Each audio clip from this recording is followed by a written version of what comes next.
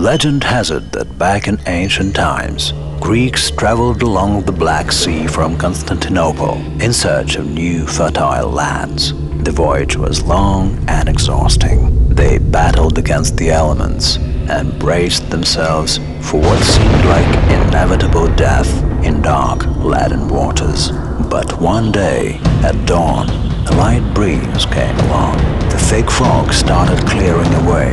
The sun came out, and the voyagers saw that up ahead there was a lush coast and mountains. "Land!"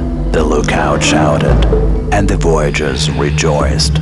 That was the magnificent land of Taurida, a land where winter never comes, and the air is filled with sea breeze and the fragrance of herbs. The land of gorgeous grapes and roses.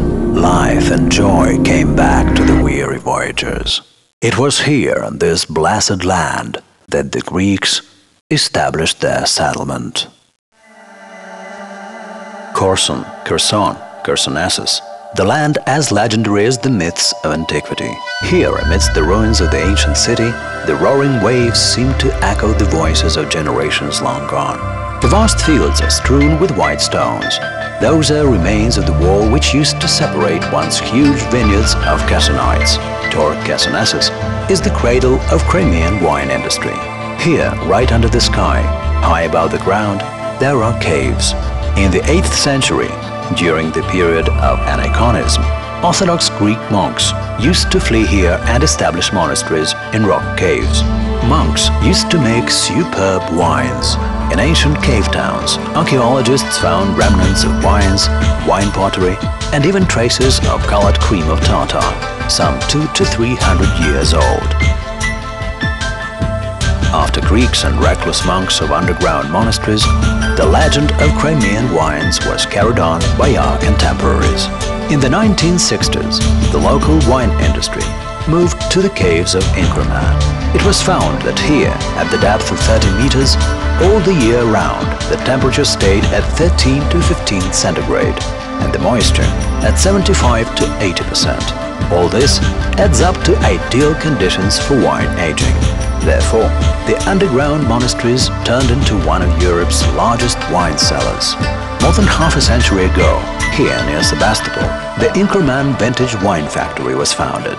Translated from Turkic, the word Inkerman means a cave fortress.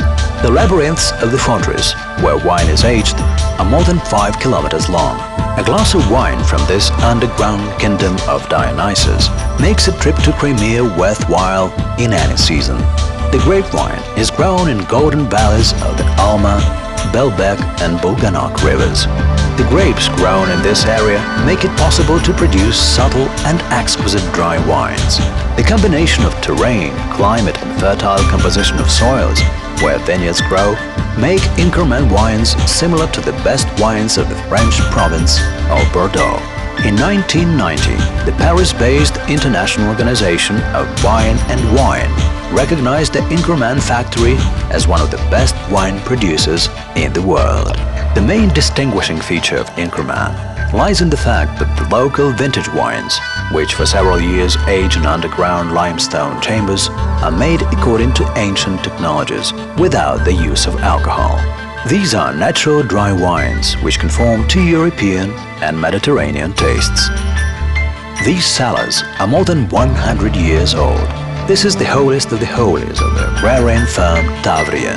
What an aroma! Yes, aroma is the word. It doesn't make you want to have a drink. It makes you want just to keep breathing it in. Tavria's vineyards stretch across the land which millions of years ago was the ancient bed of the Dnieper River. Unique soil, favorable climate and local winemaking traditions make it possible to produce wine and Ukrainian cognacs from select raw materials. In the lower Dnieper area, the first vineyards were planted more than a century ago.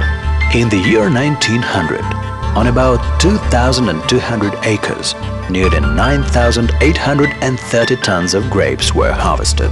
Such was the yield on the sands, which the locals referred to as Sahara and considered nothing but a liability. It was at that time that the Center for Wine Growing and Winemaking was being created. Renowned scientist Professor Golovyanko called it the Ukrainian champagne. Now it is known as the Tavria agro-industrial firm. Perfect cognac spirit has been kept in the factory cellars for more than 20 years, awaiting its time. After specialists check the whole gamut of quality, taste and flavor characteristics of the product, the spirit will be used for producing a new batch of vintage Ukrainian cognac.